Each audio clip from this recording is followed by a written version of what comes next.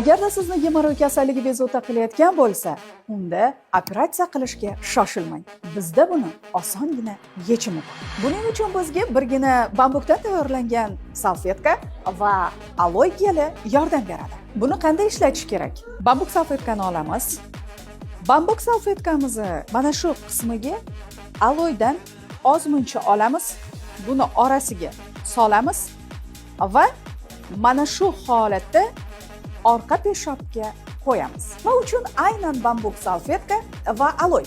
Bambuk salfetka infeksiyani o'ldirib beradi, aloe esa yarani bitirib beradi. Natijani ishlatishni boshlaganingizni ilk kunidayoq sezishni boshlaysiz va davolash muddati gemoroyingizni katta kichikligiga qarab belgilanadi. Aloe ham, bambuk salfetka ham 100% tabiiy mahsulotlardan tayyorlangan bo'lib, Greenleaf korporatsiyasi tomonidan ishlab chiqariladi. Gemoroy kasalligidan hech qanday operatsiyalarsiz davolanishni xohlasangiz